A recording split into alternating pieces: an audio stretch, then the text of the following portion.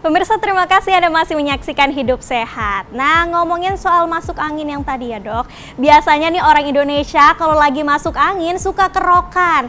Fakta atau mitos, kerokan bisa menyembuhkan masuk angin? Ya, menarik ya Mbak, ini sebenarnya mitos ya. Mitos? Karena saya sering kerokan lagi. Tapi kerokan itu sebenarnya memang salah satu cara ya untuk kita mengurangi gejala tadi, gejala dari masuk angin tadi. Kenapa? Karena dengan kerokan itu akan menyebabkan pembuluh darah organ-organ yang terkena tadi menjadi lebih melebar. Kalau kita sebut vasodilatasi, sehingga gas-gas tadi yang banyak yang dikatakan menyebabkan masuk angin itu akan keluar lebih mudah gitu ya. Nah, jadi sebenarnya kerokan bukan salah satu obat modern ya atau obat medis, tapi bisa menjadi salah satu alternatif ya. Tapi memang sebaiknya kalau gejalanya lebih lanjut lagi, sebaiknya tidak kita juga mencari pengobatan medis lebih lanjut ya. Jadi lebih baik konsultasi ke dokter. Betul, ya, dan minum obat-obatan dari dokter. Nah dokter, tapi banyak nih yang menganggap sepele penyakit-penyakit di tengah cuaca ekstrim ini. Sebenarnya gimana sih dok? Katanya bisa sembuh sendiri. Apakah kita harus membiarkannya sembuh sendiri atau seperti apa? Ya, jadi sebenarnya kita jangan menganggap enteng suatu gejala ya Mbak ya, apalagi gejala infeksi. Nah, kalau gejalanya ringan atau ya sedang gitu ya, dan bisa diatasi dengan obat-obatan sederhana ya, mungkin itu bisa sembuh sendiri karena virus memang sifatnya sembuh sendiri.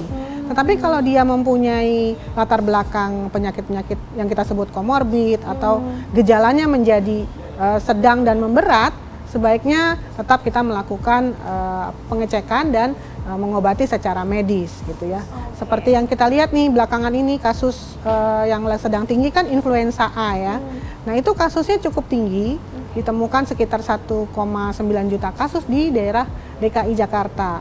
Tapi masyarakat sepertinya masih menganggap biasa-biasa saja menganggap ya. Sepele ya, bukan padahal yang serius. Betul, karena ternyata saya sendiri banyak merawat pasien-pasien dengan influenza A ini yang gejalanya menjadi berat, batuknya tidak sembuh-sembuh 2-3 minggu, demamnya tinggi, akhirnya mereka mencari pengobatan ke rumah sakit. Oke, jadi kita juga harus cari tahu kalau misalnya gejala yang kita alami ini sudah parah, ya kita harus langsung ke rumah sakit ya dok. Betul. Berkonsultasi ke dokter, ke yang ahlinya. Betul. Selain kerokan, biasanya orang Indonesia juga sering mengkonsumsi olahan rimpangan nih. Ini juga berpengaruh nggak sih dok untuk mengatasi masuk angin? Iya, rimpang sebenarnya kita sebut sebagai akar-akaran atau ini ya, batang yang yang bermanfaat gitu ya untuk obat-obatan di Indonesia. Ada yang termasuk namanya fitofarmaka. Jadi itu masuk dalam kategori obat herbal ya, tetapi yang sudah diberikan izinnya oleh BP POM. Nah, kita juga sering memakai Mbak. Contohnya adalah kunyit ya. Kunyit itu mengandung kurkumin yang baik untuk antioksidan, antiinflamasi, bahkan antiseptik. Kemudian kayak jahe ya, jahe juga itu untuk batuk ya, sakit tenggorokan, menghangatkan tubuh betul, juga ya dok? Iya betul sekali. Itu juga mempunyai kandungan untuk imunomodulator, jadi meningkatkan sistem imun tubuh kita. Jadi banyak khasiatnya sebenarnya yang berguna untuk kita ambil sebagai mencegah ya, atau membantu mengatasi gejala. Tapi memang tidak hati-hati juga karena ada efek samping yang harus kita perhatikan.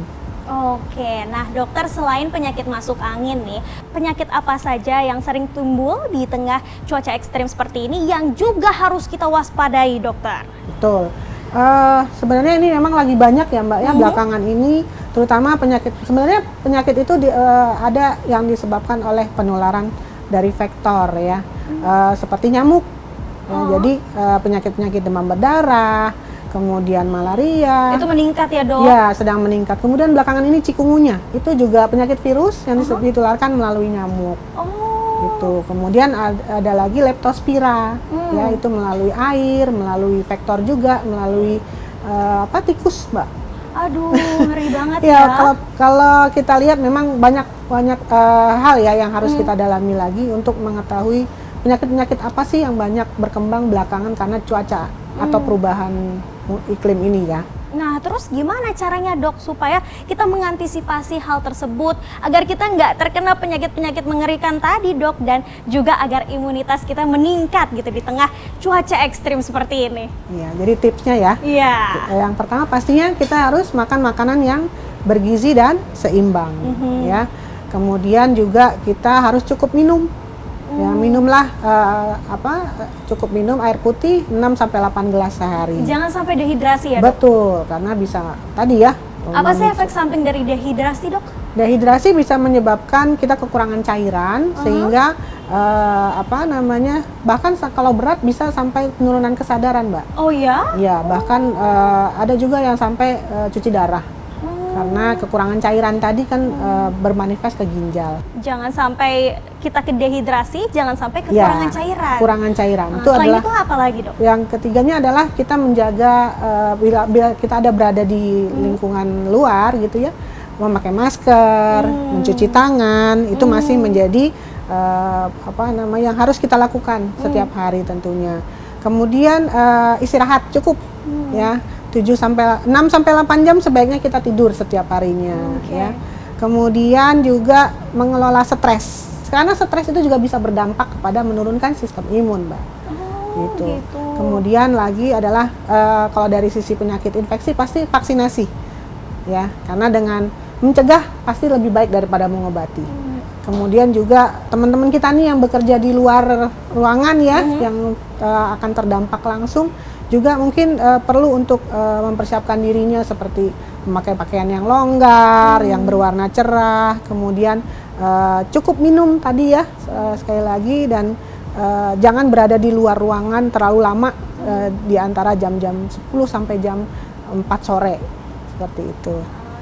Wah, terima kasih banyak ya dokter atas informasinya, bermanfaat sekali untuk saya dan juga pemirsa Hidup Sehat. Nah, pemirsa, ternyata selain mengkonsumsi olahan rimpang, masyarakat Indonesia juga suka nih mengoleskan minyak aromaterapi untuk mengurangi gejala masuk angin. Pemirsa penasaran seperti apa lengkapnya? Saksikan Hidup Sehat.